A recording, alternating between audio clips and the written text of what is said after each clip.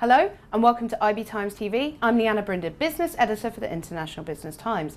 Joining me now to talk about a Scottish referendum is Oliver Harvey. He's an FX strategist at Deutsche Bank. So hi, thanks for joining us today. Pleasure.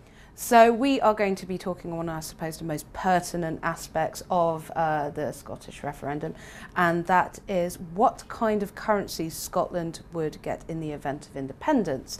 Can you explain maybe why the pro-independence camp would want to keep the sterling despite not having a political union? Yeah, well, sure. I mean, so two obvious advantages of keeping sterling. One is that it's a trusted currency. It has the trust of financial markets, issuing debt in sterling. Britain has had a very stable and trusted monetary policy for a long time. So really, it's a question of credibility. Secondly, I think there are lots of risks that potentially could be associated if they didn't keep sterling. The most obvious one of those is redenomination risk. So a new Scottish currency could be worth less than sterling. If that's the case, and if you try and redenominate assets and liabilities in Scotland at the moment, then you risk deposit flight from Scotland into the rest of the United Kingdom. So those would be the two obvious reasons why the sort of Scottish government really wants to keep sterling. How are the FX markets viewing this? Because politicians have repeatedly said that if you walk away from the UK, you walk away from the pound to Scotland. However, the S&P have said that regardless, they're going to keep the currency. So for those on the outside, how are the markets viewing this, and how likely is it that they'd be able to keep sterling? Well, I mean, I think up till now it's been a bit of a game of chicken between the S&P and between Westminster, in terms of the S&P saying that obviously the currency, keeping sterling, a currency union is their preferred option, and Westminster saying this is off the table. You've had senior civil servants intervening in this debate. I think what we're seeing now, though, we have seen over the last few days, is several of the major Scottish banks saying that they would move south of the border if you had independence, particularly if a currency union wasn't agreed between Westminster and Holyrood. And I think that's really sort of unilaterally taking it out of both sides' hands. If the Scottish banks do move south of the border, then I think it's quite likely that Westminster welcomes them and they continue to receive liquidity from the Bank of England. They continue to benefit from some of the sort of implicit fiscal guarantees. So from that point of view, this game of chicken has sort of come to an end because the banks themselves have decided it's not worth the risk. We are going to move south of the border.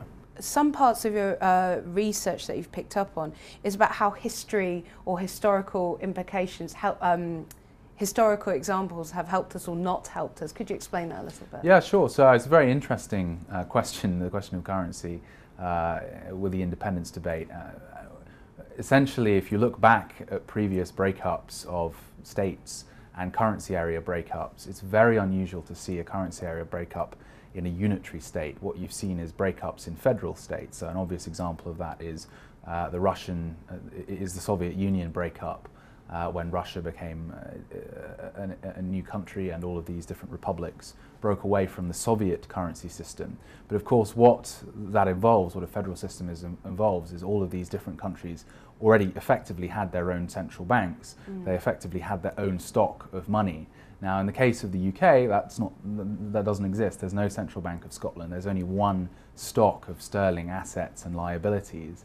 And because of that, it would be very, very difficult to redenominate, to really break that stock of sterling assets and liabilities. Another good parallel is the Eurozone. If you look in the case of the Eurozone, you wanted to kick Greece out of the Eurozone in 2012. The consequences of that would have been bad, but the mechanics would have been relatively easy. It was just a case of cutting the Bank of Greece off from the ECB, the Euro system, and then you would have de facto had a new Greek currency. But in the UK's case, that can't happen because the assets and liabilities are all interlinked. They're all in sterling. There is no separate monetary system in Scotland, and that's why it makes sort of a redenomination exercise so difficult, if not impossible. What are the options for Scotland if it did become independent on the currency? And also, can a currency union work but without the political union behind it?